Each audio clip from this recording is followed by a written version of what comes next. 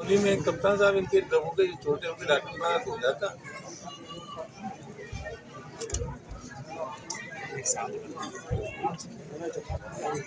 सामने तो अधिकांश लोग जो है डॉक्टर बना करा दीजिए, डॉक्टर साहब करा। समाजवादी पार्टी के राष्ट्रीय महासचिव और राज्यसभा सांसद रामजीलाल सुमन रविवार को मथुरा के नहरौली गांव पहुंचे। यहां उन्होंने उस पीड़ित दलित परिवार से मुलाकात की जिनकी बेटी की बारात चढ़ने के दौरान विवाद हुआ था। बता दें कि मथुरा के नहरौली गांव में बीते दिनों दलित समाज की एक बेटी की बारात चढ़ने के दौरान विवाद हुआ था। इसके बाद गाँव में सांप्रदायिक और जाति तनाव की स्थिति पैदा हो गई थी। मामले की गंभीरता को देखते हुए प्रशासन को दखल देना पड़ा। भारी पुलिस बल और प्रशासनिक अधिकारियों की मुस्तैदी के बीच जैसे तैसे विवाह की रस्में संपन्न कराई जा सकी थी। पीड़ित परिवार से मिलने के बाद सांसद रामजीलाल सुमन ने इस घटना पर कड़ा रोष व्यक्त किया। पत्रकारों से वार्ता करते हुए उन्होंने बताया कि बाबा साहेब भीमराव अम्बेडकर के संविधान ने देश के हर नागरिक को समानता का अधिकार दिया है। आज के आधुनिक युग में भी किसी की बारात को निकालने या घोड़ी चढ़ने से रोकना बेहद दुर्भाग्यपूर्ण निंदनीय है। सांसद ने स्थानीय प्रशासन और पुलिस के उच्च अधिकारियों से मांग किया कि जिन लोगों ने माहौल बिगाड़ने, बारात रोकने और पीड़ित परिवार को डराने धमकाने का प्रयास किया उनके खिलाफ तत्काल SC/ST एक्ट व अन्य गंभीर धाराओं में मुकदमा दर्ज कर सख्त कानूनी कार्रवाई की जाए। उन्होंने पीड़ित परिवार को आश्वस्त किया कि समाजवादी पार्टी इस लड़ाई में उनके साथ मजबूती के साथ खड़ी है। ये अत्यधिक दुर्भाग्यपूर्ण है। हालात की जानकारी करने के बाद ये निश्चित है कि कुछ लोगों ने जानबूझ करके जब बारात चढ़ने वाली थी तो उत्पात किया। और मैं समझता हूँ उत्तर प्रदेश में ये नई घटना नहीं है।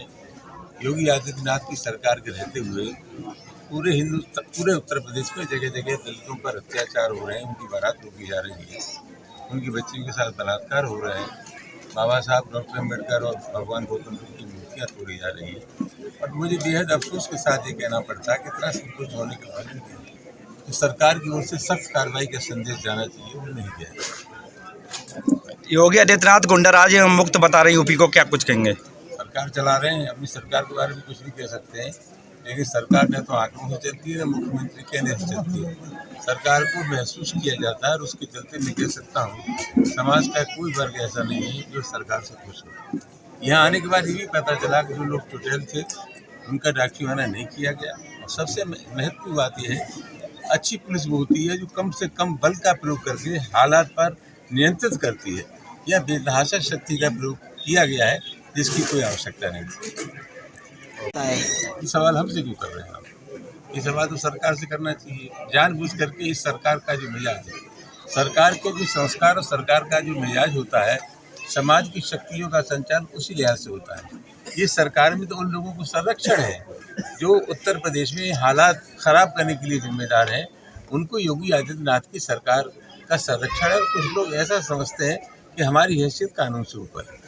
अभी एक धमकी और मिल रही है कि जो स्वर्ण समाज के लोग हैं, दलित समाज की बारातें अब उस स्थान से नहीं चढ़ेंगी जिनकी ये बारात चढ़ रही थी, वहाँ पत्र हुआ था, अब कहीं दूसरी जगह से चढ़ाने को मजबूर होंगे ये लोग। मैं समझता हूँ इस तरह की कोई घटना अगर है, हम आला अफसरान से बात करेंगे। जहाँ तक बारातों का सवाल है वो तो चढ़ी हैं और चढ़ती रहेंगी। और मैं समझता हूँ, मेरा विनम्र आग्रह है कि जाति का सवाल नहीं है, तो लोगों को जो उनकी सामंती मनोवृत्ति है उसको छोड़ना चाहिए। ज़माना बदला है और दलित समाज के लोगों में सम्मान की भूख पैदा हुई है, वो भी सम्मान की ज़िंदगी जीना चाहते हैं। तो लोगों का जो बिगड़ा हुआ मिजाज है, मिजाज ठीक होना चाहिए। सर एक आखिरी सवाल, इस गांव के जो स्थानीय निवासी जो घर में आराम कर रहे थे, सो रहे थे, पुलिस प्रशासन के द्वारा, उनका आरोप है कि पुलिस प्रशासन के द्वारा उन्हें घर में से खींचकर मारा गया और पीटा गया और उनका मेडिकल अभी तक हुआ नहीं है, क्या कहना चाहेंगे? अभी हमने पुलिस कप्तान है उनसे बात की है कि सबका मेडिकल होना चाहिए। और जैसा मैंने पहले कहा, इतनी शक्ति की आवश्यकता नहीं थी, पुलिस ने बेतहाशा शक्ति का इस्तेमाल किया। और ये जो पुलिस कार्य जो है निश्चित रूप से निंदनीय है।